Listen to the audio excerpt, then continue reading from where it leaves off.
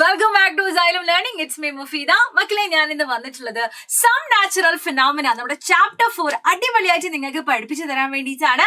അപ്പോൾ ഒരു കാര്യം ഞാൻ ആദ്യം തന്നെ പറയാണ്, ഈ ഒരു വീഡിയോ കണ്ട കുട്ടിക്ക് ഈ ചാപ്റ്ററിലൊന്നും ഇനി ഒരു ഡൗട്ടും ഉണ്ടാവില്ല. അത്രയും ക്ലിയർ ആയിട്ട് നമ്മൾ ഈ ഒരു ചാപ്റ്റർ ഈ ഒരു വീഡിയോയിലൂടെ ഡിസ്കസ് ചെയ്യും. സോ ഈ ചാപ്റ്ററിൽ നമുക്ക് പഠിക്കാനുള്ള കാര്യങ്ങൾ എന്ന് പറയുന്നത് ഈ 4 കാര്യങ്ങൾ മാത്രമാണ്. ചാർജിങ് ബൈ റബ്ബിംഗ് വഴി ചാർജ് ഉണ്ടാക്കുന്ന ഒരു മെത്തേഡ്. പിന്നെ എന്തൊക്കെയാണ് ചാർജിനെ കുറിച്ചിട്ട് അല്ലെ, അതുപോലെ തന്നെ അതിന്റെ 2 പ്രോപ്പർട്ടീസ് നമ്മൾ പഠിക്കുന്നുണ്ട്. ആൻഡ് പിന്നെ ലൈറ്റ്നിങ്ങിനെ കുറിച്ചിട്ട്, എങ്ങനെയാണ് ലൈറ്റ്നിങ് ഉണ്ടാകുന്നത് എന്നുള്ള കാര്യം പഠിക്കുന്നു. എന്തൊക്കെ കാര്യങ്ങളാണ് നമ്മൾ ലൈറ്റ്നിങ്ങിന്റെ സമയത്ത് ശ്രദ്ധിക്കേണ്ടത് എന്ന് നമ്മൾ പഠിക്കുന്നു. അത് കഴിഞ്ഞിട്ട് ലാസ്റ്റ് ആൻഡ് ഫൈനൽ ടോപ്പിക് എന്താണ്, എർത്ത് ക്വേക്ക് അല്ലെ. എർത്ത് ക്വേക്കിനെ കുറിച്ച് നമ്മൾ പഠിച്ചു കഴിഞ്ഞാൽ ചാപ്റ്റർ വിൽ ഫിനിഷ് ഹോ ഗയാ. ഓക്കെ, സോ നമുക്ക് പഠിക്കാം. ആദ്യം ചാർജ് 2 ടൈപ്പാണ്. ഏതൊക്കെയാണടാ നിങ്ങൾക്കറിയാം, പോസിറ്റീവ് ചാർജും നെഗറ്റീവ് ചാർജും ആണ് അല്ലെ. പോസിറ്റീവ് ചാർജിന് ഒരു എക്സാമ്പിൾ പറയാൻ കഴിഞ്ഞാൽ നമുക്ക് പ്രോട്ടോൺ എന്ന് എഴുതി കൊടുക്കാം അല്ലെ, പ്രോട്ടോൺ ആണ്. നെഗറ്റീവ് ചാർജിന് എക്സാമ്പിൾ ചോദിച്ചാൽ we can say electron. So 2 type charge ആണ്, പോസിറ്റീവ് ചാർജും നെഗറ്റീവ് ചാർജും. ഓക്കെ, സെറ്റ് ആണല്ലോ. അപ്പം നമ്മൾ ചാർജിന്റെ പ്രോപ്പർട്ടീസും കൂടെ മനസ്സിലാക്കി വെക്കണം. പോസിറ്റീവും നെഗറ്റീവും എന്താ സംഭവിക്കുക, they attract each other, they love each other, അതുകൊണ്ട് അവരെ അട്രാക്ട് ചെയ്യും. എന്നാൽ നെഗറ്റീവും അല്ലെ, സെയിം ചാർജസ് ലൈക്ക് ചാർജസ് വന്നു കഴിഞ്ഞാൽ they will repel each other, അവർ എന്ത് ചെയ്യും, അകന്നു പോകും. അതുപോലെ തന്നെ പോസിറ്റീവും വന്നു കഴിഞ്ഞാൽ they also repel each other അല്ലെ. അപ്പൊ എപ്പോഴും മനസ്സിലാക്കുക, like charges attract, unlike charges repel each other എന്നുള്ള കാര്യം എന്ത് ചെയ്യണം, നമ്മള് മനസ്സിലാക്കി വെക്കുക അല്ലെ. അങ്ങനെയാണോ, like charges repel, unlike charges attract എന്നുള്ള കാര്യം എന്ത് ചെയ്യുക, കൃത്യമായിട്ട് നമ്മൾ എന്ത് ചെയ്യണം, മനസ്സിലാക്കി വെക്കുക. സോ അതാണ് നമ്മളുടെ ചാർജസിന്റെ പ്രോപ്പർട്ടീസ് ആയിട്ട് നമുക്ക് പഠിക്കാനുള്ളത്. നെക്സ്റ്റ് നമ്മൾ കണ്ടക്ടേഴ്സ് ആൻഡ് ഇൻസുലേറ്റേഴ്സ് എന്നുള്ള ടോപ്പിക് കൂടെ മനസ്സിലാക്കി വെക്കണം. കണ്ടക്ടേഴ്സ് എന്ന് പറയുമ്പോൾ എന്താണ്, the substance which conduct electricity. നമ്മുടെ വീട്ടില് വയറിങ്ങിലുള്ള ഇതൊക്കെ നമ്മൾ ഉപയോഗിക്കാറ് എന്താണ്, എന്തൊക്കെയാ, നമ്മൾ കോപ്പർ വയർ അല്ലെ, അതുപോലെ വയറുകൾ മെറ്റൽസ് ആണ് നമ്മൾ എന്ത് ചെയ്യാറ്, വയറിങ്ങിന് വേണ്ടിയിട്ട് അല്ലെ. എവിടുന്നോ വരുന്ന KCB നിന്നൊക്കെ വരുന്ന കറണ്ടിനെ നമ്മളുടെ ഓരോ ഉപകരണങ്ങളിലേക്കും കണക്ട് ചെയ്യാൻ വേണ്ടി നമ്മൾ വയറുകൾ ഒരുപാട് വീട്ടിൽ ഉപയോഗിച്ചിട്ടുണ്ട് അല്ലെ. ആ വയറൊക്കെ നിങ്ങൾ പൊളിച്ചു നോക്കി കഴിഞ്ഞാൽ അതിനുള്ളിൽ മെറ്റൽ വയറുകൾ നിങ്ങൾക്ക് കാണാൻ പറ്റും. എന്തിനാണ് നമ്മൾ മെറ്റൽ വയർ ഉപയോഗിക്കുന്നത്, ആ മെറ്റൽ വയറുകളാണ് എന്ത് ചെയ്യുന്നത്, ഇലക്ട്രിസിറ്റിനെ കണ്ടക്ട് ചെയ്യുക, ഒരു ഭാഗത്തു നിന്നും മറ്റൊരു ഭാഗത്തേക്ക് നമുക്ക് എത്തിച്ചു തരിക അല്ലെ. അപ്പൊ അതാണ് കണ്ടക്ടേഴ്സ്. ഒരുപാട് എക്സാമ്പിൾസ് നമുക്ക് പറയാം. കോപ്പർ വയർ പറയാം, പിന്നെയോ സ്റ്റീല് പറയാം, അലൂമിനിയം അല്ലെ, അതുപോലുള്ള വയേഴ്സ് ഒക്കെ, അയൺ ഒക്കെ നമുക്ക് ഇവിടെ പറയാൻ പറ്റും. എന്നാൽ ഇൻസുലേറ്റേഴ്സ് എന്ന് പറയുന്നത് substance which do not conduct electricity, electricity conduct ചെയ്യാത്ത മെറ്റീരിയൽസ്. ഫോർ എക്സാമ്പിൾ പേപ്പർ പറ്റും, പ്ലാസ്റ്റിക് അല്ലെ, ക്ലോത്ത്, ഒരുപാട് എക്സാമ്പിൾസ് നമുക്ക് പറയാൻ പറ്റും അല്ലെ. ഈ മെറ്റീരിയൽസിനെ നമുക്ക് ഒരിക്കലും നമുക്ക് വയറിങ്ങിലൊന്നും വേണ്ടി ഉപയോഗിക്കാൻ പറ്റില്ല. കാരണം എന്താ, അവർക്ക് ഇലക്ട്രിസിറ്റിനെ ഒരു ഭാഗത്തു നിന്ന് മറ്റൊരു ഭാഗത്തേക്ക് എത്തിക്കാനാവില്ല. ദേ കനോട്ട് conduct electricity അല്ലെ. and these materials are known as insulators. and ഈ ചാപ്റ്ററിൽ നമ്മൾ ഫോക്കസ് ചെയ്യാൻ പോകുന്നത് ഇവരെ കുറിച്ചിട്ടാണ്. ആരെ കുറിച്ചിട്ടാണ്, ഇൻസുലേറ്റേഴ്സിനെ കുറിച്ചിട്ട്, കണ്ടക്ട് ചെയ്യാൻ പറ്റാത്ത മെറ്റീരിയൽസിനെ കുറിച്ചിട്ടാണ് നമ്മൾ ഡിസ്കസ് ചെയ്യുന്നത്. നമുക്ക് ഇവരെ എങ്ങനെയെങ്കിലും എന്ത് ചെയ്യണം, ചാർജ് ഉണ്ടാക്കിപ്പിക്കണം അല്ലെ. ഇതുപോലെ ചാർജസിന് ഒഴുകാനൊന്നും പറ്റില്ല, ഫ്ലോ ചെയ്യാനൊന്നും പറ്റില്ല. അതെ, ഇതുപോലെ അല്ലെ ഇവിടെ ഉണ്ടാകും. ഇവിടുത്തെ പ്രത്യേകത എന്താ, ഇവർക്ക് ഇലക്ട്രിസിറ്റിനെ എന്തെങ്കിലും ഫ്ലോ ചെയ്യിപ്പിക്കാൻ പറ്റൂല, ഒരു ഭാഗത്തു നിന്നും മറ്റൊരു ഭാഗത്തേക്ക് കൊണ്ടെത്തിക്കാൻ പറ്റും. പക്ഷെ ഇവർക്ക് അതൊന്നും പറ്റില്ല. എങ്കിലും ചെറിയൊരു ചാർജസ് എന്ത് ചെയ്യാൻ പറ്റും, അവരിൽ ക്രിയേറ്റ് ചെയ്യാൻ പറ്റും. ആ ഒരു മെത്തേഡാണ് ഇനി നമ്മൾ പഠിക്കാൻ പോകുന്നത്. അതിന് നമ്മൾ പറയും ചാർജിങ് ബൈ റബ്ബിംഗ് അല്ലെങ്കിൽ ഫ്രിക്ഷണൽ മെത്തേഡ് എന്നാ പറയാ. ഇങ്ങനെ റബ്ബ് ചെയ്തിട്ട് എന്ത് ചെയ്യാണ്, ചാർജസ് നമ്മൾ ഉണ്ടാക്കാൻ പോവാണ്. ആരിലാ നമ്മൾ ഉണ്ടാക്കാൻ പോകുന്നത്, ഇൻസുലേറ്റേഴ്സിലാണെന്നത് നിങ്ങൾ മനസ്സിലാക്കണം. സെറ്റ് ആണല്ലോ, റെഡി. സോ നമുക്ക് ഒരുപാട് ഇൻസുലേറ്റേഴ്സ് ഉണ്ട് അല്ലെ. ഇവിടെ നമ്മൾ പേപ്പർ, ഇവിടെ എന്താണോ ബലൂൺ ഉണ്ട്, അതുപോലെ പേപ്പർ ഉണ്ട് അല്ലെ. ഒരുപാട് വുഡ് നമുക്ക് എടുക്കാം അല്ലെ, സ്കെയിൽ, പ്ലാസ്റ്റിക് എടുക്കാം, ഇറേസർ, അങ്ങനെ കുറെ എല്ലാ ഇൻസുലേറ്റേഴ്സും നമുക്ക് ഇതിൽ ട്രൈ ചെയ്ത് നോക്കാം. കുറച്ച് എണ്ണത്തിന് നമ്മൾ ഇവിടെ എക്സാമ്പിൾ ആയിട്ട് പ്രസന്റ് ചെയ്യുന്നുണ്ട് കേട്ടോ. ഓക്കെ, സെറ്റ് ആണല്ലോ. അപ്പൊ നോക്കിയോ, നിങ്ങൾ ചെയ്ത് നോക്കേണ്ട കാര്യം, നിങ്ങളൊരു ബലൂൺ എടുത്തിട്ട് നിങ്ങളെ ഹെയറിൽ നന്നായിട്ട്, നിങ്ങൾ ഡ്രൈ ഹെയർ ആയിരിക്കണം കേട്ടോ, ഡ്രൈ ഹെയറിൽ നന്നായിട്ട് ഇങ്ങനെ റബ്ബ് ചെയ്തിട്ട് കുറച്ച് പേപ്പറിന്റെ പീസസ് എടുക്കുക, കുഞ്ഞു കുഞ്ഞു പീസ് ആക്കണേ. എന്നിട്ട് ആ ബലൂൺ നിങ്ങൾ ഇങ്ങനെ വെച്ച് നോക്കി കഴിഞ്ഞാൽ ആ ബലൂൺ ആ പേപ്പറിൽ ഒട്ടിപ്പിടിക്കുന്നതായിട്ട്, അട്രാക്ട് ചെയ്യുന്നതായി, ഇവിടെ ചെയ്തതുപോലെ അവരിങ്ങനെ അട്രാക്ട് ചെയ്യുന്നതായിട്ട് നമുക്ക് കാണാൻ പറ്റും. ദാറ്റ്സ് എ മാജിക് അല്ലേ. അതെന്തുകൊണ്ടാണ് ഉണ്ടായിട്ടുള്ളത്, നമ്മൾ ആ ബലൂൺ നമ്മളെ ഹെയറിൽ ഇങ്ങനെ റബ്ബ് ചെയ്യുന്ന സമയത്ത് എന്താണ്, അവിടെ ചാർജസ് ഉണ്ടാവുകയാണ് ചെയ്യുന്നത്. ആ ചാർജസ് ഉണ്ടാവുന്നത് കൊണ്ടാണ് പീസ് ഓഫ് പേപ്പറിന് അതിനെ അട്രാക്ട് ചെയ്യാൻ പറ്റുന്നത്. മനസ്സിലാക്കുക. അതുപോലെ തന്നെ ഇത് ബെസ്റ്റ് എക്സാമ്പിൾ ആയിട്ട് നമ്മൾ ഡിസ്കസ് ചെയ്യുന്നതാണ്. ഇത് നിങ്ങളുടെ എക്സാമിന് ചോദിക്കാറുണ്ട് കേട്ടോ. ഏതൊക്കെയാണ്? ഒരു സിൽക്ക് ക്ലോത്തിനെ ഒരു ഗ്ലാസിന്റെ ചെറിയ റോഡുമായിട്ട് റബ്ബ് ചെയ്യാം. ആ സമയത്ത് എന്ത് ചെയ്യും? ഇതിൽ ചാർജസ് ഉണ്ടാകും. ചാർജസ് ഉണ്ടാകുന്ന കാര്യം കൂടെ നമ്മൾ മനസ്സിലാക്കണം. നമുക്കറിയാം എന്താ സംഭവിക്കുന്നത്. ഇതിനെ രണ്ടിനെയും ചാർജ് ചെയ്യുന്ന സമയത്ത് എന്താ സംഭവിക്കുക? ഇതിൽ ഒരുപാട് ഇലക്ട്രോൺസ് ഉണ്ടാവും. എല്ലാത്തിലും എന്തുണ്ട്? ഇലക്ട്രോൺസ് ഉണ്ട് അല്ലെ? ഇലക്ട്രോൺസ്, ആറ്റംസിൽ ഇലക്ട്രോൺസും പ്രോട്ടോൺസും ഒക്കെ ഉണ്ടാകും. പോസിറ്റീവ് നെഗറ്റീവ് ഒക്കെ ഉണ്ടാകും. അപ്പൊ ഇവിടെ സംഭവിക്കുന്നത്, നമ്മൾ ഈ ഗ്ലാസ് റോഡിനെ ഇങ്ങനെ സിൽക്ക് ക്ലോത്തുമായിട്ട് ഇങ്ങനെ റബ്ബ് ചെയ്യുന്ന സമയത്ത് ഇലക്ട്രോൺസ് എന്ത് ചെയ്യും? ഇലക്ട്രോൺസിന് ഏത് ചാർജാ? നെഗറ്റീവ് ചാർജ് ആണ് അല്ലെ? ഇലക്ട്രോൺസ് എങ്ങോട്ട് പോകും? സിൽക്ക് ക്ലോത്തിലോട്ട്. ഇതിലുള്ള എല്ലാ ഇലക്ട്രോൺസും സിൽക്ക് ക്ലോത്തിലോട്ട് പോകും. അപ്പോ ഗ്ലാസ് റോഡിന് ഒരുപാട് ഇലക്ട്രോൺസിനെ നഷ്ടപ്പെട്ടു അല്ലെ? ഇലക്ട്രോൺസ് ഏത് ചാർജാണ്? നെഗറ്റീവ് ചാർജാണ്. ഗ്ലാസ് റോഡിന് ഒരുപാട് നെഗറ്റീവ്സ് നഷ്ടപ്പെട്ടു. നെഗറ്റിവിറ്റി ഒക്കെ പോയി കഴിഞ്ഞാൽ അയാൾ പിന്നെ പോസിറ്റീവ് ആയിരിക്കും അല്ലെ? അതുകൊണ്ട് തന്നെ പിന്നീട് ഗ്ലാസ് റോഡിന്റെ ചാർജ് എന്ന് പറയുന്നത് പോസിറ്റീവ് ചാർജ് ആയിരിക്കും. സിൽക്ക് ക്ലോത്തിനെ സംബന്ധിച്ചിടത്തോളം സിൽക്ക് ക്ലോത്തിന് ഒരുപാട് ഇലക്ട്രോൺസിനെ കിട്ടി അല്ലെ? ഒരുപാട് നെഗറ്റീവ് ചാർജ് കിട്ടാണ്. അതുകൊണ്ട് തന്നെ സിൽക്ക് ക്ലോത്തിന്റെ ചാർജ് എന്തായിരിക്കടാ? നെഗറ്റീവ് ആയിരിക്കും. അപ്പം ചാർജ് അല്ലെ എങ്ങനെയാ കിട്ടുന്നത് നമ്മൾ മനസ്സിലാക്കി. ഇലക്ട്രോണിന്റെ ട്രാൻസ്ഫർ മൂലമാണ് അല്ലെ? എല്ലാത്തിലും ഇലക്ട്രോൺസ് ഉണ്ടാകും. ആൻഡ് ഇലക്ട്രോൺസിന് എന്ത് ചെയ്യാൻ പറ്റും? അല്ലെങ്കിൽ ഇലക്ട്രോൺസിന് എന്ത് ചെയ്യാൻ പറ്റും? റബ്ബ് ചെയ്യുക വഴി അല്ലെ ഒന്നിൽ നിന്നും മറ്റൊന്നിലോട്ട് ട്രാൻസ്ഫർ ആവാനുള്ള ഒരു കഴിവുണ്ട് അല്ലെ? ആ ട്രാൻസ്ഫർ ആണ് ആക്ച്വലി ഇവിടെ ചാർജിന്റെ ഫോർമേഷന് ഉണ്ടാവാൻ കാരണം. സെറ്റ് ആണല്ലോ? റെഡി? ഓക്കെ. അപ്പൊ അത് നമ്മൾ പഠിച്ചു കഴിഞ്ഞു. ഇവിടെ ആർക്ക് ഏത് ചാർജ് കിട്ടുന്നു എന്ന് നിങ്ങളുടെ എക്സാമിന് ചോദിച്ചു കഴിഞ്ഞാൽ glass rod get positive charge and silk cloth get negative charge എന്ന് നിങ്ങൾ പഠിച്ചു വെക്കണം കേട്ടോ. ഓക്കെ, സെറ്റ് ആണല്ലോ? അത് നിങ്ങളോട് ചോദിക്കാറുണ്ട്. ഓക്കെ, ഒരു ചെറിയ എക്സാമ്പിൾ ഇവിടെ കൊടുത്തിട്ടുണ്ട്. നമ്മൾ എന്ത് ചെയ്യാണ്? ബലൂണിനെ നമ്മൾ ഹെയറുമായിട്ട് റബ്ബ് ചെയ്യാണ് അല്ലെ? അപ്പൊ എന്ത് ചെയ്യും? ബലൂണും ഹെയറും തമ്മിൽ ചാർജ് നടക്കും അല്ലെ? ചാർജ് ഉണ്ടാവും അല്ലെ? ചാർജ് ഉണ്ടാവും. എങ്ങനെയാണ്? നമ്മൾ ഇങ്ങനെ റബ്ബ് ചെയ്യുന്ന സമയത്ത് നമ്മളുടെ ഹെയറിൽ നിന്ന് ഒരുപാട് ഇലക്ട്രോൺസ് എങ്ങോട്ട് പോകും? ബലൂണിലോട്ട് പോകും അല്ലെ? ഒരുപാട് ഇലക്ട്രോൺസ് ആർക്ക് നഷ്ടപ്പെടാണ്? ഹെയറിന് നഷ്ടപ്പെടാണ്. ഇലക്ട്രോൺസ് ഏത് ചാർജാണ്? നെഗറ്റീവ് ചാർജാണ്. ഹെയറിന് ഒരുപാട് നെഗറ്റിവിറ്റി ഇങ്ങനെ പോവാണ് അല്ലെ? ഹെയറിൽ നിന്നും ഒരുപാട് നെഗറ്റിവിറ്റി പോകുമ്പോൾ ഹെയർ ഫുള്ള് പോസിറ്റീവ് വൈബ് ആവാണ് അല്ലെ? അപ്പൊ ഹെയറിന് പോസിറ്റീവ് ചാർജും ബലൂണിന് ഒരുപാട് നെഗറ്റീവ്സ് കിട്ടാണ് ഇല്ലേ? നമ്മൾക്കറിയാം ഇലക്ട്രോൺസിന്റെ ചാർജ് എന്ന് പറഞ്ഞാൽ നെഗറ്റീവ് ചാർജ് ആണ് അല്ലെ? അപ്പൊ ബലൂണിന് ഒരുപാട് ഇലക്ട്രോൺസ് കിട്ടുമ്പം ബലൂൺ ഒരുപാട് നെഗറ്റീവ് ചാർജ് കിട്ടുകയാണ്. So the balloon become negatively charge and hair become positively charge. Okay, മനസ്സിലായല്ലോ? അപ്പം ഈ ചാർജ്ഡ് ആയിട്ടുള്ള ഈ ബലൂൺ ആണ് നമ്മൾ പേപ്പറിൽ കൊണ്ടുപോയി വെക്കുന്നത്. ആ ബലൂണിൽ ചാർജ് ഉണ്ടായത് കൊണ്ടാണ് ആ ബലൂണ് പേപ്പറുമായിട്ട് അട്രാക്ഷനിലായത്, പേപ്പറുമായിട്ട് ഒട്ടിപ്പിടിക്കാൻ കാരണമായത്. ആ കാര്യം എന്ത് ചെയ്യണം? നമ്മൾ കൃത്യമായിട്ട് മനസ്സിലാക്കണം കേട്ടോ. അപ്പൊ അത്രയും കാര്യങ്ങളാണ് നമുക്ക് റബ്ബിംഗ് വഴി മനസ്സിലാക്കാനുള്ളത്. ആൻഡ് ഈ ഒരു ക്വസ്റ്റ്യൻ നിങ്ങളുടെ എക്സാമിന് ചോദിക്കാറുണ്ട്. When a glass rod is rubbed with a piece of silk cloth, then the rod will get.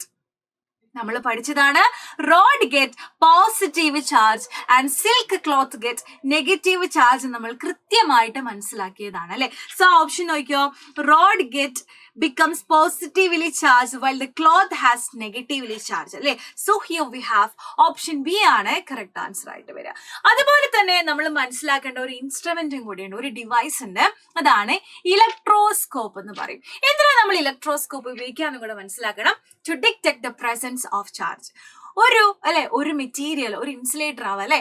അത് ചാർജ്ഡ് ആണോ അല്ലയോ എന്ന് നമുക്ക് മനസ്സിലാക്കാൻ നമ്മൾ എങ്ങനെ മനസ്സിലാക്കും അല്ലെ? നമ്മൾ എങ്ങനെ മനസ്സിലാക്കും? അപ്പോൾ ചിലർ പറയും ആ ഒരു പീസ് ഓഫ് പേപ്പർ എടുത്ത് നോക്കിയാൽ മതി അല്ലെ? അങ്ങനെ നമുക്ക് മനസ്സിലാക്കാം. അതിനേക്കാൾ കുറച്ചുകൂടെ അക്യുറേറ്റ് ആയിട്ടുള്ള ഒരു മെത്തേഡാണ്. നമ്മൾ അതിനെന്ത് ചെയ്താൽ മതി? ഇലക്ട്രോസ്കോപ്പുമായിട്ട് കണക്ട് ചെയ്താൽ മതി. സോ ഇലക്ട്രോസ്കോപ്പിൽ ചെയ്ത് കഴിഞ്ഞാൽ വി ക്യാൻ ഐഡന്റിഫൈ ആ ഒരു ഡിവൈസിൽ ചാർജ് ഉണ്ടോ ഇല്ലയോ എന്ന് നമുക്ക് മനസ്സിലാക്കാം. സോ ദ ഡിവൈസ് എന്താണ്? Electroscope is use to detect the presence of electric charge. Electric ചാർജിന്റെ പ്രസൻസ് മനസ്സിലാക്കാൻ വേണ്ടിയിട്ടാണ് നമ്മൾ എന്ത് ഉപയോഗിക്കുന്നത്? ഇലക്ട്രോസ്കോപ്പ് ഉപയോഗിക്കുന്നതെന്ന് നിങ്ങൾ മനസ്സിലാക്കുക. സോ ഇങ്ങനെ ഒരു ക്വസ്റ്റ്യൻ നിങ്ങളോട് ചോദിക്കാറുണ്ട്. Can you make a steel spoon charged on rubbing with a polythene? ഒരു polythene is a insulator and steel spoon is a conductor. ഒരു കണ്ടക്ടർ അല്ലെ? ഒരു സ്റ്റീൽ സ്പൂണിനെ പോളിത്തീനുമായിട്ട് റബ്ബ് ചെയ്തിട്ട് നിങ്ങൾക്ക് ചാർജ് ഉണ്ടാക്കാൻ പറ്റുമോ? നെവർ, പറ്റില്ല. കാരണം steel spoon is a conductor. Rubbing method അല്ലെങ്കിൽ ഫ്രിക്ഷണൽ മെത്തേഡ് വഴി നമുക്ക് ചാർജ് പ്രൊഡ്യൂസ് ചെയ്യാൻ പറ്റിയ എപ്പോഴും ആരില് മാത്രമാണ്? ഇൻസുലേറ്റേഴ്സിൽ മാത്രമാണ്. So this is not possible അല്ലെ. അവിടെ നമ്മൾ എഴുതി കൊടുത്തിട്ടുണ്ട് കേട്ടോ. Charges won't build upon conductors അല്ലെ, അല്ലെങ്കിൽ the charges only create in insulators അല്ലെ. സെറ്റ് ആണല്ലോ. അപ്പൊ ആ കാര്യം നിങ്ങൾ മനസ്സിലാക്കണം. And which of the following cannot be charged easily by friction അല്ലെ. എന്തൊക്കെയാണ്? പ്ലാസ്റ്റിക് സ്കെയിൽ പറ്റും, കാരണം plastic scale is a insulator. എന്താണ്? Woollen cloth, yes it's also insulator. പിന്നെയോ കോപ്പർ റോഡ് പറ്റില്ല. പിന്നെയോ ഇൻഫ്ലേറ്റഡ് ബലൂൺ പറ്റും, ചാർജ് ചെയ്യാൻ പറ്റും. അപ്പൊ ചെയ്യാൻ പറ്റാത്തത് കനോട്ട് ബി എന്നാണ് ചോദിച്ചിരിക്കുന്നത്. സോ ഓപ്ഷൻ ബി ആണ് correct answer, because option B is a conductor. കണ്ടക്ടറിന് ഒരിക്കലും ഫ്രിക്ഷണൽ മെത്തേഡ് വഴി നമുക്ക് ചാർജ് ചെയ്യാൻ പറ്റില്ല. സെറ്റ് ആണല്ലോ. ഇതാണ് നമ്മൾ നമ്മുടെ ചാപ്റ്ററിന്റെ ഏറ്റവും ഇമ്പോർട്ടന്റ് ആയിട്ടുള്ള ഭാഗത്തോട്ട് പോകാൻ പോകുന്നത്. അതാണ് ഇലക്ട്രിക് ഡിസ്ചാർജ്. എന്താ ഇലക്ട്രിക് ഡിസ്ചാർജ്? നമ്മളിപ്പോ നെഗറ്റീവ് ചാർജിനെ കുറിച്ച് പറഞ്ഞു, പോസിറ്റീവ് ചാർജിനെ കുറിച്ചിട്ട് നമ്മൾ പറഞ്ഞു അല്ലെ. ഒരു കാര്യം മനസ്സിലാക്കുക, when negative charge and positive charge meet each other അല്ലെ, അവർ മീറ്റ് ആകുന്ന സമയത്ത് they will produce huge energy. അതാണ് huge amount of energy. Positive charge negative charge നമ്മൾ പറയുന്ന പോലെ, നമ്മളിപ്പോ ചെറിയ മീറ്റിംഗ് ഒക്കെ നമ്മൾ പറയാം അല്ലെ, അതായത് അതുപോലെയല്ല, ഒരുപാട് പോസിറ്റീവും ഒരുപാട് നെഗറ്റീവ് ചാർജസ് ഉണ്ട് വിചാരിച്ചോ. അപ്പൊ ഇവര് മീറ്റ് ചെയ്യുന്ന സമയത്ത് they will produce A huge amount of energy. അതിന്റെ ഭാഗമായിട്ട് അവിടെ ഭയങ്കര ബ്രൈറ്റ് ലൈറ്റും ഭയങ്കര എന്താ പറയാ സൗണ്ട് ഒക്കെ ഉണ്ടാകും. അതാണ് നമ്മുടെ ഇടിമിന്നലിന്റെ ഒക്കെ കാരണം. ഇടിമിന്നലിന്റെ ഒക്കെ സമയത്ത് ആക്ച്വലി ഒരുപാട് ചാർജസ് പ്രൊഡ്യൂസ് ആവും.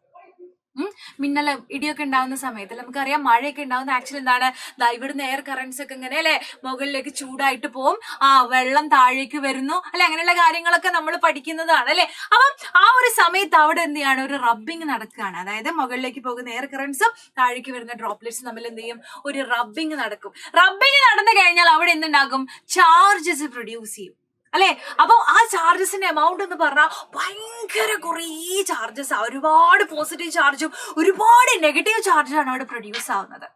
എന്നിട്ട് ആ പോസിറ്റീവ് ചാർജും നെഗറ്റീവ് ചാർജും മീറ്റ് ചെയ്യുന്ന സമയത്ത് they will produce huge amount of energy. അതിന്റെ ഭാഗമായിട്ടാണ് നമുക്ക് ഭയങ്കരമായിട്ടുള്ള ലൈറ്റ്, മിന്നലും ഭയങ്കരമായിട്ടുള്ള സൗണ്ട് അല്ലെ, ഇടിയും നമുക്ക് കേൾക്കാൻ പറ്റുന്നത്. So that is electric discharge. And എന്താണ് electric discharge? when negative charge അല്ലെ positive charge meet each other they will produce a huge amount of energy അല്ലെ. അപ്പൊ അത് നിങ്ങൾ മനസ്സിലാക്കി വെക്കുക. ഇനി നമ്മൾ പോകുന്നത് എങ്ങോട്ടാണ്? ലൈറ്റ്നിങ്ങിനെ കുറിച്ചിട്ടാണ്. അപ്പൊ ലൈറ്റ്നിങ്ങിന്റെ ഒക്കെ ബേസിക് റീസൺ എന്ന് പറയുന്നത് എന്താണ്? ഇലക്ട്രിക് ഡിസ്ചാർജ് ആണെന്ന് നമ്മൾ മനസ്സിലാക്കണം. ഓക്കെ, അപ്പൊ ലൈറ്റ്നിങ് എന്താണ്? It's electric spark in huge scale. Electric spark എന്ന് പറയാൻ കാരണം അവിടെ ചാർജസ് ഉള്ളത് കൊണ്ടാണ് കേട്ടോ. ഓക്കെ, ഇലക്ട്രോ മീൻസ് ചാർജസിനെയാണ് ഇൻഡിക്കേറ്റ് ചെയ്യുന്നത്. Okay, it is caused by the accumulation of charges in clouds.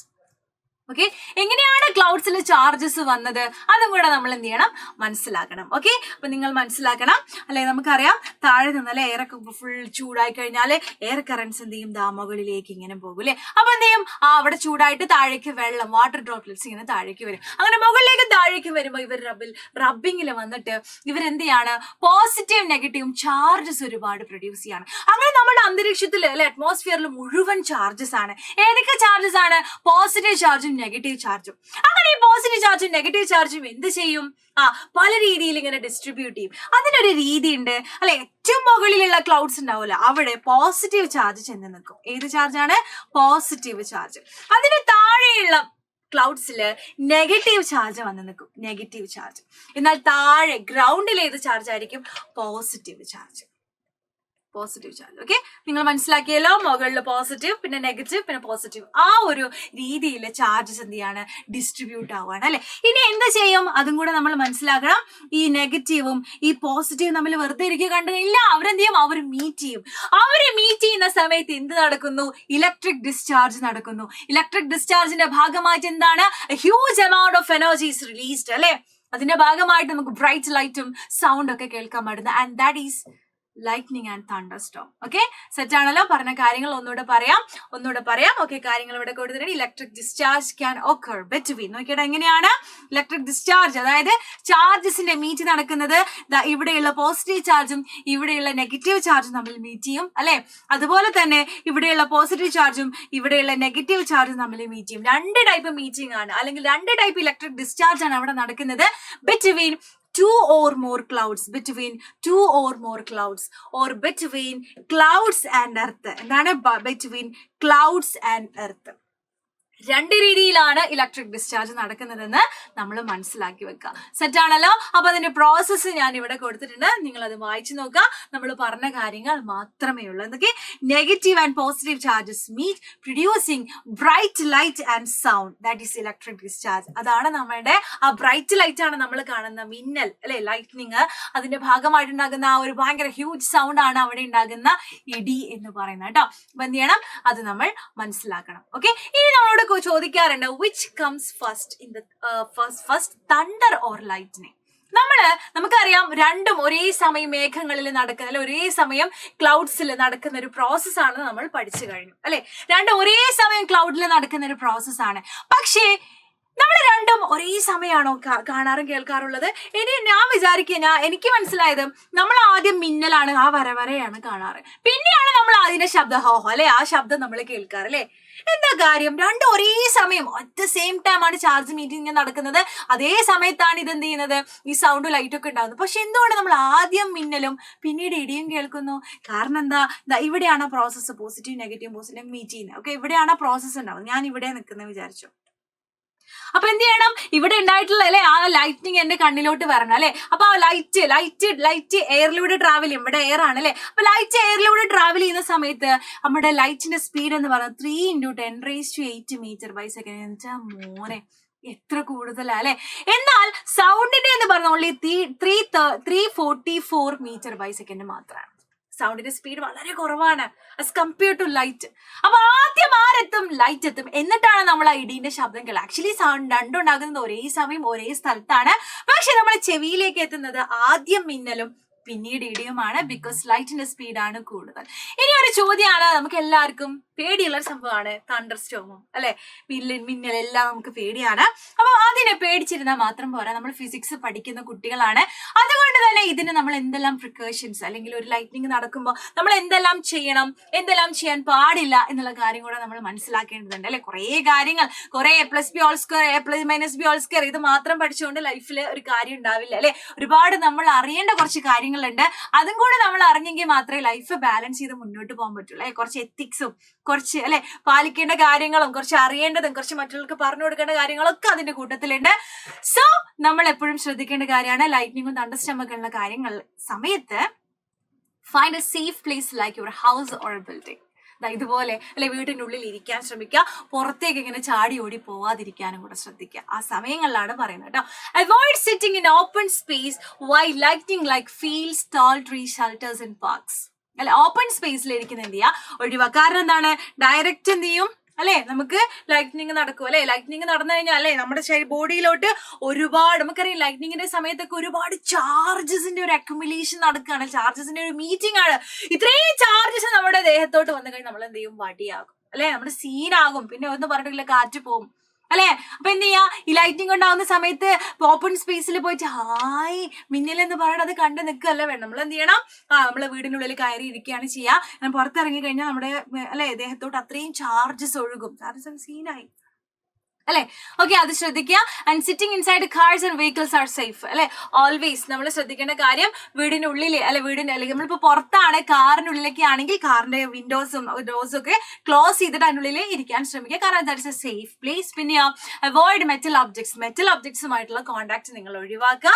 നമ്പറില carry ചെയ്ത് പോകുന്നത് അല്ലെ, അത് ഏത് സമയത്ത് ലൈറ്റിംഗ് ഒക്കെ ഉണ്ടാകുന്ന സമയത്ത്, ബിക്കോസ് അതിന്റെ ആ ഒരു അല്ലെ അതിന്റെ ആ ഒരു കാലെന്ന് പറഞ്ഞ മെറ്റൽ ഉണ്ടാക്കിയതാണ്. That's not safe. പിന്നെന്താണ്? ഇൻ ഫോറസ്റ്റിൽ അകപ്പെട്ടാൽ നിങ്ങൾ ഓൾവേസ് ഷെൽട്ടർ തേടി പോകേണ്ടത് എവിടേക്കാണ്? ടോൾ ട്രീസിലോട്ടാണ് അല്ലെ. അല്ല ഷോർട്ട് ട്രീസിലോട്ടാണ്. നീളമുള്ള ട്രീസിന്റെ അടുത്ത് പോയിരിക്കരുത്. കാരണം നീളം കൂടിക്കഴിഞ്ഞാൽ അല്ലെ ലൈറ്റിനുമായിട്ട് കോണ്ടാക്ട് വരാൻ ഈസിയാണ്. അപ്പൊ ഷോർട്ട് ട്രീസിന് താഴെ പോയി എന്താണ് ഒരുപാട് കാര്യങ്ങൾ ഇവിടെ കൊടുത്തിട്ടുണ്ട്, നിങ്ങൾ ശ്രദ്ധിക്കുക കേട്ടോ. അതൊക്കെ നിങ്ങൾ എന്ത് ചെയ്യണം, ശ്രദ്ധിക്കണം. കോഡ് വയർ അല്ലെ, വയേർഡ് ഫോണുമായിട്ടുള്ള കോൺടാക്ട് നിങ്ങൾ ഒഴിവാക്കുക. മൊബൈൽ ഫോൺ യൂസ് ചെയ്യുന്നതുകൊണ്ട് കുഴപ്പമില്ല, അതും കൂടെ മനസ്സിലാക്കണം.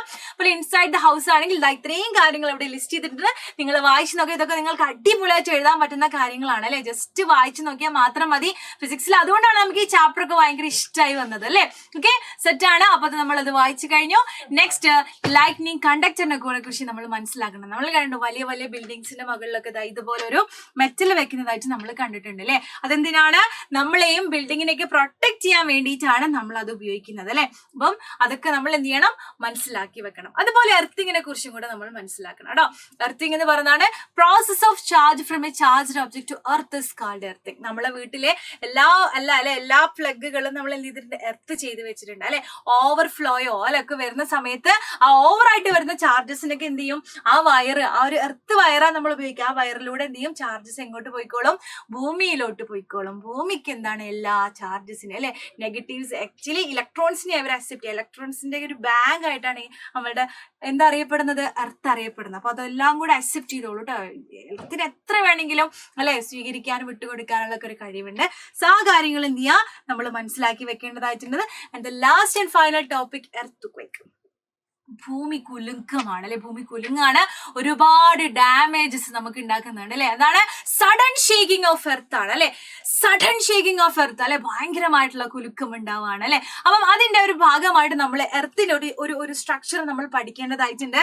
നോക്കിയടാ, നമ്മൾ എർത്തിന്റെ ലെയേഴ്സ് നമ്മൾ പഠിക്കണം. ഏറ്റവും പുറത്തെ ലെയറാണ്, ആ ലെയറിനെയാണ് നമ്മൾ എന്ത് പറയുന്നത്, ക്രസ്റ്റ് എന്ന് പറയുന്നത് കേട്ടോ. അതിന്റെ ഉള്ളിലുള്ള ലെയറാണ് മാന്റിൽ എന്ന് പറയും. അതിന്റെയും ഉള്ളിലോട്ട് പോയാലാണ് ഔട്ടർ കോർ, അതിന്റെയും ഉള്ളിലാണ് ഇന്നർ കോർ വരുന്നത് കേട്ടോ. അപ്പം നമ്മൾ എർത്ത് ക്വേക്ക് ബാധിക്കുന്നത് ഏത് ലെയറിനാ നിങ്ങളോട് ചോദിക്കും, അത് ക്രസ്റ്റ് ആണ് കേട്ടോ. ക്രസ്റ്റിന്റെ പ്രത്യേകത എന്ന് പറഞ്ഞാൽ crest is always in motion and there are fragment. ഇതുപോലെ ഇങ്ങനെ ഫ്രാഗ്മെന്റഡ് ആയിട്ടാണ് ഇത് കിടക്കുക. And this always in motion, ചെറിയ ചെറിയ മോഷനിലാണ് ഇത് ഉണ്ടാവുക ഓൾവേസ്. എന്നാൽ ചില സമയങ്ങളിൽ ഈ മോഷന്റെ ഈ ഒരു എഫക്റ്റ് കൂടാണ് അല്ലെ. അപ്പൊ ഭയങ്കരമായിട്ട് അല്ലെ ഇങ്ങനെ വന്ന് കൂട്ടിയിടിക്കുകയും അല്ലെ, ചിലപ്പോ ഇങ്ങനെ ലെയേഴ്സ് ഇങ്ങനെ അല്ലെ 1/, അല്ലെ ഒന്നിന്റെ മുകളിൽ ഒന്ന് വന്ന് കഴിയുമ്പോഴേക്കാണ് ഭയങ്കരമായിട്ടുള്ള ഭൂമി കുലുക്കങ്ങളും കാര്യങ്ങളൊക്കെ ഉണ്ടാകുന്നത്. എന്ത് ചെയ്യണം, നമ്മള് മനസ്സിലാക്കി വെക്കേണ്ടതാണ്. ഓക്കെ സെറ്റ് ആണല്ലോ. സോ ആ കാര്യങ്ങൾ എന്ത് ചെയ്യണം, നമ്മൾ മനസ്സിലാക്കണം. എല്ലാ കാര്യങ്ങളും ഇവിടെ കൊടുത്തിട്ടുണ്ട്, നിങ്ങൾ വായിച്ചു നോക്കുക.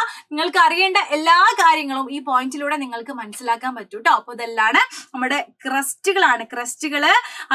ക്രസ്റ്റുകള് കൊളൈഡ് ചെയ്യുന്ന രീതികളാണ് കൊടുത്തിരിക്കുന്നത്. ചില സമയത്ത് ഇതാ ഇങ്ങനെ വന്ന് കൊളൈഡ് ചെയ്യും, ചിലരെന്ത് ചെയ്യും ഇങ്ങനെ രീതിയിൽ എന്ത് ചെയ്യുന്നുണ്ട്, അവർ കൊളൈഡ് ചെയ്യും. കാര്യങ്ങളൊക്കെ നമ്മൾ എന്ത് ചെയ്യണം, മനസ്സിലാക്കണം അല്ലെ. എർത്ത് നമുക്ക് ഒരുപാട് ഡാമേജസ് ഉണ്ടാക്കുന്നുണ്ട് അല്ലെ, ഒരുപാട് ഡാമേജസ് അല്ലെ, ഒരുപാട് ഇതാ ഇവിടെ കൊടുത്തിട്ടുണ്ട്. അതെല്ലാം നിങ്ങൾ മനസ്സിലാക്കി വെക്കുക. ഒരുപാട് ചിത്രങ്ങൾ കാണുമ്പോഴേ നമുക്ക് അതിന്റെ ആ ഒരു എഫക്റ്റ് എത്രത്തോളം ഉണ്ടെന്ന് നമുക്ക് എന്ത് ചെയ്യാൻ പറ്റും, മനസ്സിലാക്കാൻ പറ്റും അല്ലെ. അപ്പം നമുക്ക് എർത്ത് ക്വേക്ക് മുൻകൂട്ടി അറിയാൻ പറ്റുമോ? ഇല്ല. പറയാൻ പറ്റുമെങ്കിൽ നമുക്ക് അവിടുന്ന് രക്ഷപ്പെട്ടു പോയാൽ മതി അല്ലെ. പക്ഷെ ചില പ്രദേശങ്ങളുണ്ട് അല്ലെ, എപ്പോഴും ഇപ്പൊ ഇന്ത്യയിൽ തന്നെ ചില പ്രദേശങ്ങൾ, കാശ്മീരിലൊക്കെ എപ്പോഴും ഭൂമി കുലുക്കം എർത്ത് ക്വേക്ക് ഉണ്ടാകുന്നതായിട്ട് റിപ്പോർട്ട് ചെയ്തിട്ടുണ്ട് അല്ലെ. എന്താണ്, ചില പ്രദേശങ്ങൾ അല്ലെങ്കിൽ ചില ഏരിയാസിൽ എപ്പോഴും എർത്ത് ക്വേക്ക് ഉണ്ടാവാൻ ചാൻസസ് ഉണ്ടാവാറുണ്ട് അല്ലെ. ചില സോൺസ് അങ്ങനെ എപ്പോഴും ഉണ്ടാകുന്ന ആ സോൺസിന് അല്ലെങ്കിൽ ആ ഏരിയസിനെ നമ്മൾ പറയുന്ന പേരാണ് വീക്ക് സോൺസ് എന്ന് പറയും. വീക്ക് സോൺസ്, അതായത് അവിടെ എപ്പോഴും ഇത് ഉണ്ടാവാൻ ചാൻസസ് കൂടുതൽ. ഇനി അതുപോലെ തന്നെ അല്ലാത്ത ഏരിയാസിൽ ഇത് ഉണ്ടാവാറുണ്ട് അല്ലെ. നമുക്ക് മുൻകൂട്ടി അറിയാൻ പറ്റില്ല. അതാണ് ഇതിന്റെ ഏറ്റവും വലിയൊരു പ്രശ്നം എന്ന് പറഞ്ഞാൽ. അറിയെങ്കിൽ നമുക്ക് കൂടി രക്ഷപ്പെട്ടാൽ മതി. പക്ഷേ ഇനിയിപ്പോ ഭൂമി കുലുക്കം ഉണ്ടായി കഴിഞ്ഞു, എർത്ത് ക്വേക്ക് ഉണ്ടായി കഴിഞ്ഞാൽ അത് എത്രത്തോളം എഫക്റ്റിലാണ് ഉണ്ടായത് എന്ന് നമുക്ക് അറിയാൻ പറ്റും. അതിനുവേണ്ടി നമ്മൾ യൂസ് ചെയ്യുന്ന ഒരു ഉപകരണമാണ് റിക്ടർ സ്കെയിൽ എന്ന് പറയുന്നത്. അതില് 7ന്റെ മുകളിലാണ് നമുക്ക് ആ ഒരു മാർക്കിംഗ് വരുന്നതെങ്കിൽ ആ എർത്ത് ക്വേക്ക് ഭയങ്കര ഡിസ്ട്രക്റ്റീവ് ആയിരുന്നെന്ന് നമുക്ക് മനസ്സിലാക്കാം. ഓക്കെ, അപ്പം ഈ കാര്യങ്ങളെല്ലാം എന്ത് ചെയ്യാ, നിങ്ങൾ ജസ്റ്റ് ഒന്ന് വായിച്ചു നോക്കുക. എല്ലാം ഇവിടെ ലിസ്റ്റ് ചെയ്ത് വെച്ചിട്ടുണ്ട് കേട്ടോ.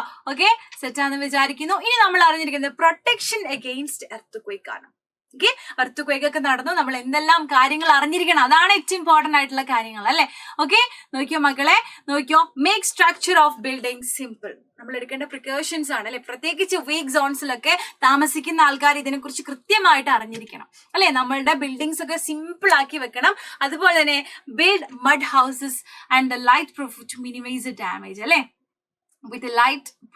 വിത്ത് ലൈറ്റ് റൂഫ്. എന്താണ് with light roof to minimise damage അല്ലെ? റൂഫൊക്കെ എന്ത് ചെയ്യുക, ലൈറ്റ് ആക്കി വെക്കുക. കാരണം അല്ലെ വീക്ക് സോൺസിലൊക്കെ പ്രത്യേകിച്ച് നമ്മൾ ശ്രദ്ധിക്കേണ്ട കാര്യമാണ്. അങ്ങനെ ഒരുപാട് കബോർഡ്സും ഷെൽഫസും ഒക്കെ എന്ത് ചെയ്യുക ഫിക്സ് ചെയ്ത് വെക്കുക. ആ കാര്യങ്ങളൊക്കെ എന്ത് ചെയ്യണം, നമ്മൾ ശ്രദ്ധിക്കണം. ആൻഡ് ഓൾവേസ് നമ്മുടെ കയ്യിൽ എന്ത് വേണം, ഫയർ എക്സ്റ്റിംഗ്വിഷറും കാര്യങ്ങളൊക്കെ എന്ത് ചെയ്യുക, കീപ്പ് ചെയ്ത് വെക്കുക. ഇതൊക്കെ നമ്മൾ എന്ത് ചെയ്യാൻ പറ്റും, വലിയ അപകടങ്ങളിൽ നിന്നും രക്ഷിക്കും. ഓക്കെ, ഇനി ഹോമിലാണെങ്കിൽ, വീടിനുള്ളിലാണെങ്കിൽ നമ്മൾ ശ്രദ്ധിക്കേണ്ട കാര്യങ്ങളാണ് ഇവിടെ കൊടുത്തിട്ടുള്ളത്. അത് നിങ്ങൾ എന്ത് ചെയ്യുക, വായിച്ച് മനസ്സിലാക്കി വെക്കുക. ഇനി പുറത്താണെങ്കിൽ നമ്മൾ ശ്രദ്ധിക്കേണ്ട കാര്യങ്ങൾ അതും ഇവിടെ കൊടുത്തിട്ടുണ്ട്. അത് നിങ്ങൾ എന്ത് ചെയ്യുക, വായിച്ച് മനസ്സിലാക്കി വെക്കുക. കാരണം ഇതെല്ലാം എക്സാമിന് ചോദിക്കാറുണ്ട്. എല്ലാം ചോദിക്കാറുണ്ട്. എന്തൊക്കെയാണ് പ്രിക്കോഷൻസ് എടുക്കേണ്ടത്, 3 മാർക്കിനും 2 മാർക്കിനും ഒക്കെ ചോദിക്കുന്ന ചോദ്യങ്ങളാണ് ഇവിടെ ഞാൻ കൊടുത്തിട്ടുള്ളത് കേട്ടോ. അപ്പൊ ഞാനിത് വായിക്കുന്നതിനേക്കാൾ നല്ലത് നിങ്ങൾ വായിച്ചു കഴിഞ്ഞാൽ നിങ്ങളുടെ മൈൻഡിൽ അതെന്തായാലും നിൽക്കും. ജസ്റ്റ് വായിക്കേണ്ട കാര്യങ്ങളേ ഉള്ളൂ. ഓക്കെ, സെറ്റാന്ന് വിചാരിക്കുന്നു. And the last and final, ഇതോടുകൂടി നമുക്ക് ക്ലാസ് വൈൻഡപ്പ് ചെയ്യാം. സോ നിങ്ങൾ ചെയ്യേണ്ട കാര്യം, ഇതിന്റെ ആൻസർ എന്ത് ചെയ്യണം, താഴെ നമ്മുടെ വീഡിയോന്റെ താഴെ നിങ്ങൾ കമന്റ് ചെയ്യണം. ഞാൻ നോക്കും നിങ്ങൾക്ക് എത്ര പേർക്ക് ഇതിന്റെ ആൻസർ കറക്റ്റ് ആയിട്ട് പറയാൻ കഴിഞ്ഞിട്ടുണ്ട് എന്നുള്ളത്. സോ നമ്മൾ നിങ്ങൾ ഡിസ്കസ് ചെയ്ത കാര്യങ്ങളിൽ പെട്ട ഒരു കാര്യമാണ്, ഈ ക്ലാസ് മുഴുവൻ കണ്ട കുട്ടിക്ക് ഇതിന്റെ ആൻസർ ഈസി ആയിട്ട് എഴുതാൻ പറ്റും. So thank you so much dears. ഇനിയും എന്തെങ്കിലും വീഡിയോസ്, എക്സാം ഇതാ നമ്മുടെ മുന്നിൽ വന്നെത്തിക്കഴിഞ്ഞു. ഒരുപാട് സമയവും ദിവസങ്ങളോ നമ്മുടെ മുന്നില്ല. ഇനി പഠിക്കാത്ത കുട്ടികൾ ഇനി പഠിച്ചാലും മതി. ഓക്കെ, ഇനിയും നിങ്ങളുടെ മുന്നിൽ സമയമുണ്ട്. ശരിയായ രീതിയിൽ നമ്മുടെ ചാനലൊക്കെ നിങ്ങൾ ഫോളോ ചെയ്യുക. സബ്സ്ക്രൈബ് ചെയ്യാൻ വിട്ടുപോയിട്ട് നിങ്ങൾ സബ്സ്ക്രൈബ് ചെയ്യുക. നിങ്ങൾക്ക് നമ്മളുടെ വീഡിയോസ് ഉപകാരപ്പെടുന്നുണ്ടെങ്കിൽ തീർച്ചയായിട്ടും നിങ്ങളുടെ ഫ്രണ്ട്സിന് നിങ്ങൾ സജസ്റ്റ് ചെയ്ത് കൊടുക്കുക.